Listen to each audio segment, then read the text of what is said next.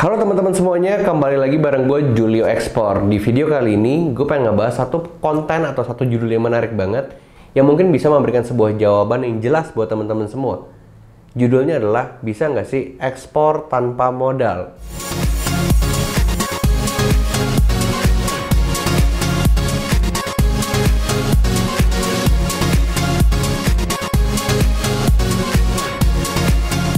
Judulnya adalah, bisa nggak sih ekspor tanpa modal?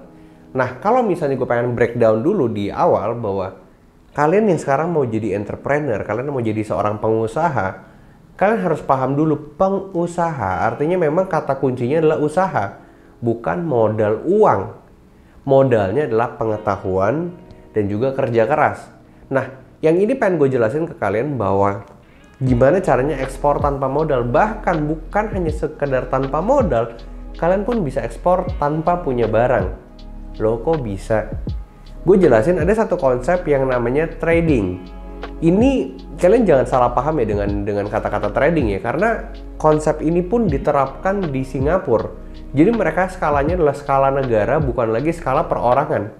Kalau kita berpikir sekarang, oh ini ada temen nih, terus sekarang kita pengen bantu jualin atau kita ngenalin si teman kita ini ke pembeli, itu namanya makelar, bukan lagi trader. Karena berbeda dengan antara makelar dan trader. Kalau makelar, menurut point of view gue ya, mungkin kalian tidak setuju atau mungkin kalian setuju. Misalnya contoh, kalian punya seorang teman gitu ya, dia jualan barang, terus ada teman kalian mau beli, terus kalian pertemukanlah mereka.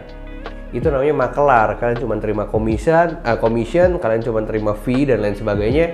Menurut gue konsepnya bukan seperti itu. Konsep kalian itu harus menjadi seorang trader. Yang dilakukan oleh Singapura adalah seperti ini. Gue punya perusahaan logistik gitu ya. Ketika gue melakukan pengiriman dari Indonesia, di ekspor itu keluar satu dokumen namanya Bill of Lading. Ini adalah bukti pengiriman kapal dari Indonesia ke luar negeri. Di dalam dokumen Bill of Lading tersebut ada 3 pihak yang harus diberitahu. Yang pertama shipper, yaitu adalah pengirim. Yang kedua adalah consignee atau penerima barang. Yang ketiga adalah notify party atau pihak yang harus diberitahu. Nah, yang menarik adalah ketika gue mengurus beberapa dokumen perkapalan dari klien gue, si pabrik ini, di dokumen Bill of Lading ini biasanya shipper itu pasti nama si pabrik, itu udah pasti. Yang kedua, consignee pasti nama si buyer atau si pembeli. Biasanya notify party ini itu adalah same as consignee atau sama dengan si nama consignee-nya, si notify party. Jadi yang pihak diberitahu ya udahlah si buyer itu sendiri.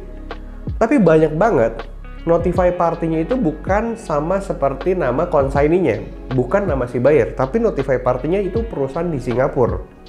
Akhirnya gue berpikir, kok kirimannya dari Indonesia dikirimnya ke Belanda yang harus diberitahu Singapura? Akhirnya gue mencoba untuk mencari tahu.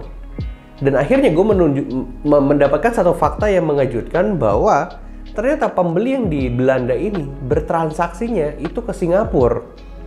Baru Singapura ini datang ke Indonesia bilang, hey, saya ada orderan dari Belanda, kamu bisa kerjain nggak? Nah, Singapura ini mereka berperilaku sebagai trader. Trader itu beda dengan makelar. Trader harus punya knowledge soal bisnisnya. Sama seperti seorang pengusaha. Trader itu harus punya skill, harus punya knowledge produk, harus punya knowledge bisnisnya, harus punya semuanya, komplit. Tapi yang dia tidak punya adalah produknya. Karena gue berpikir, sekarang di dunia digital saat ini, dengan kehadiran startup besar, itu mengubah cara gue berpikir terhadap bisnis. Contoh, ini akan gue sambungkan dengan dunia ekspor ya. Contoh ya, Gojek gitu ya. Gojek itu asetnya siapa? Asetnya adalah drivernya atau pengemudinya. Motornya itu kan bukan motornya Gojek, motornya kan motor si pengemudi. Selanjutnya, kita bicara soal Traveloka. Traveloka apakah yang punya pesawat? Kan enggak. Mereka hanya jadi aggregator dari maskapai-maskapai di seluruh Indonesia, bahkan seluruh dunia, dan mereka kumpulkan di satu platform. Dan orang tetap kok beli ke Traveloka, dan orang tidak beli langsung. Kebanyakan orang ke Traveloka dan tidak langsung ke si maskapainya. Sekarang kalau konsep itu kita bikin di dunia ekspor, bagaimana?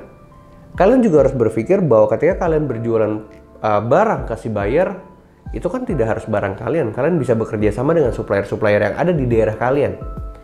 Proud to be local.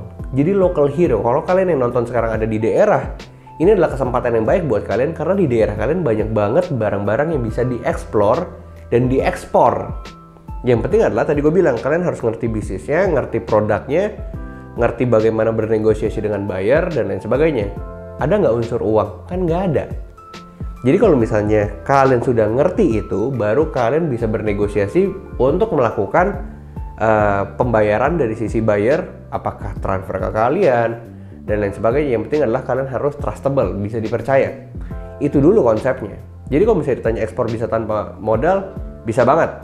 Selanjutnya ketika gue bicara soal Singapura yang bertransaksi dengan Indonesia, gue bingung, kok Belanda mau ya? Padahal orang Belanda ini, perusahaan di Belanda tahu Singapura nggak punya apa-apa.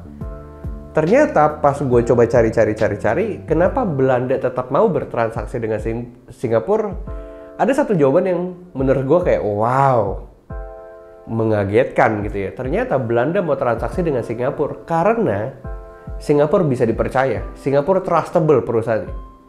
Loh, gue berpikir kok cuma masalah trust aja si Belanda tetap bertransaksi dengan Singapura yang akhirnya kirim orang ke Indonesia untuk ngurusin barang-barangnya. Makanya gue berpikir kalau kalian bisa dipercaya, artinya itu bisa dilakukan bahwa kalian menjadi trader barang-barang lokal yang ada di daerah kalian. Selanjutnya, tanpa modalnya di mana? Oke, gue jelasin. Tanpa modalnya adalah gini. Ketika kalian sudah bisa dipercaya, kalian bisa minta si buyer ini melakukan down payment atau uang muka di depan ke kalian. Nah, kalian ini bisa menggunakan uang down payment itu untuk membeli produk gitu. Nah, kalian juga bilang ke suppliernya untuk beli produknya juga di down payment juga, jangan 100%, karena kalau di down payment 50% ya kalian juga harus transfer ke suppliernya 50%. Konsep ini yang sebenarnya buat kalian tuh bisa ekspor tanpa modal. Sisanya gimana? Ya udah, nanti ketika barang sudah dikumpulkan, kalian foto, kalian kirim ke buyer, kalian minta sisanya. Cara seperti ini itu sudah diterapkan di banyak tempat, dan komunitas bisa ekspor punya member itu sudah banyak yang berhasil dengan cara seperti ini. Yang dulunya mereka nggak punya modal, sekarang transaksi mereka sudah miliaran. Yang dulunya mereka nggak ngerti bisnisnya, mereka tidak ngerti flow-nya, sekarang mereka sudah punya penghasilan ratusan juta, puluhan juta. Itu hal yang gampang di dunia ekspor. Jadi kalau misalnya gue bicara ya gue nggak clickbait dan gue tidak bohong. Ini benar terjadi. Yang penting sebelum kalian bisa dipercaya, ada unsur-unsur di mana kalian harus punya itu. Knowledge produk, knowledge soal bisnisnya. Kalian harus ngerti bagaimana negosiasi dengan buyer. Kalian harus ngerti logistik, kalian harus ngerti dokumen dan lain sebagainya. Itu banyak yang sebenarnya kalian harus kerjakan. Makanya di awal gue udah disclaimer bahwa menjadi seorang pengusaha yang dibutuhkan bukan uang, tapi adalah usaha dan kerja keras. Jadi kalau misalnya kalian sekarang masih bingung bisa nggak sih ekspor tanpa modal, semoga video ini membantu kalian dan memberikan pencerahan ke kalian bahwa sebenarnya itu bisa dilakukan dan sangat bisa dilakukan.